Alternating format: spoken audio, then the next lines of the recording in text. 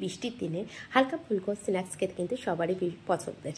আর এই সন্ধ্যার সময় যদি হালকা ফুলকো স্ন্যাক্সটা খুব কম সময়ের মধ্যে বানিয়ে নেওয়া যায় তাহলে কিন্তু আর কোনো কথাই থাকে না।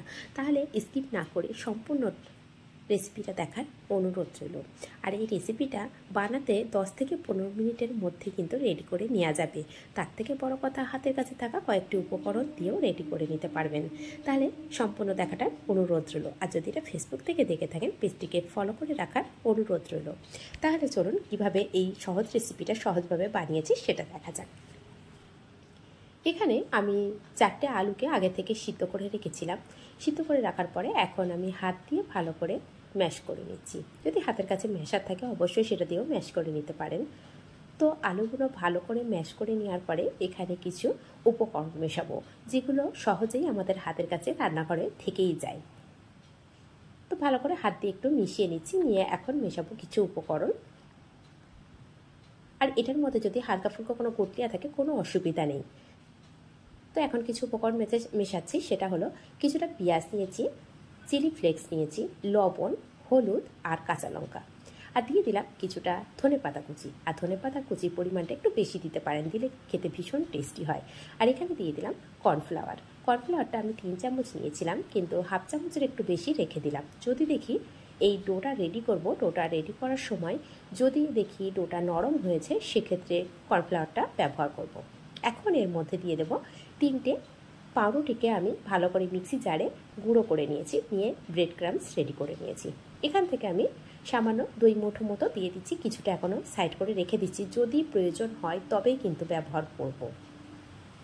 এখন সমস্ত উপকরণটা ভালো করে মিশিয়ে নেব। তার মধ্যে দিয়ে দেবো 1 চামচ চাট মশলা, এতে করে খেতে ভীষণ টেস্টি লাগবে। নিয়ে খুব ভালো করে মিশিয়ে নিচ্ছি। ভালো করে মেশানো হয়ে গেলে দেখতে হবে নরম আছে কিনা। যদি নরম থাকে তো আমার মনে হচ্ছে একটু নরম আছে, সেই জন্য যে কর্নফ্লাওয়ারটা রেখেছিলাম না সেটাও মিশিয়ে নিচ্ছি। এরপরেও যদি নরম মনে হয় সেক্ষেত্রে ব্রেড ক্রাম্বস মিশিয়ে নিতে পারেন। অনেকের প্রশ্ন হতে পারে যদি হাতের কাছে কর্নফ্লাওয়ার না থাকে সেক্ষেত্রে কি করব। সেক্ষেত্রে কিছুটা চালের গুঁড়ো থাকলেও মিশিয়ে নিতে পারেন, বা অ্যারারুট থাকলেও সেটা মিশিয়ে নিতে পারেন।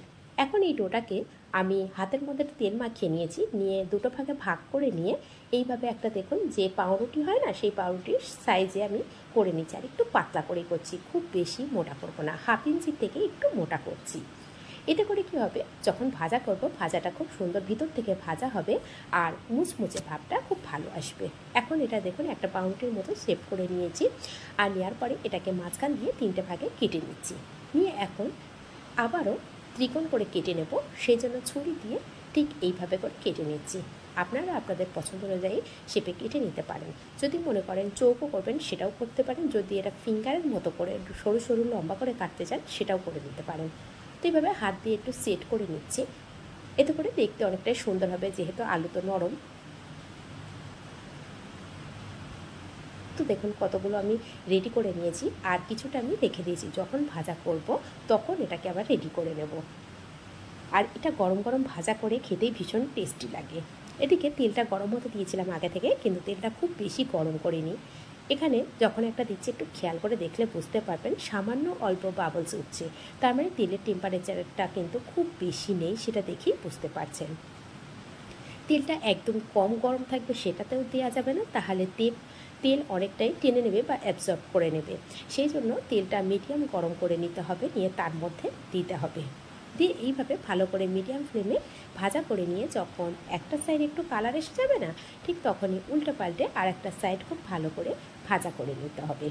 আর এই রেসিপিটা ভীষণ টেস্টি হয়, আর দেখেই বুঝতে পারলেন যে কতটা কম সময়ের মধ্যে রেডি করে নেওয়া যায়।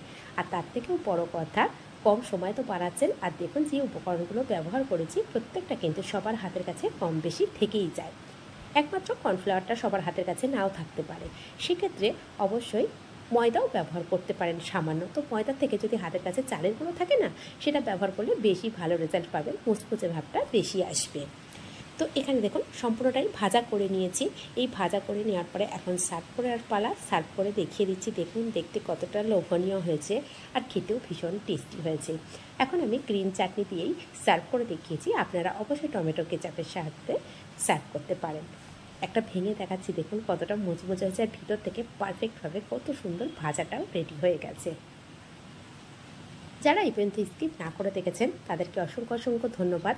আর কোথা থেকে দেখছেন কমেন্ট করতে কিন্তু একদমই ভুলবেন না। তাহলে আসবো আবার কোনো নতুন কোনো রেসিপি নিয়ে। আজ এই পর্যন্ত, ধন্যবাদ।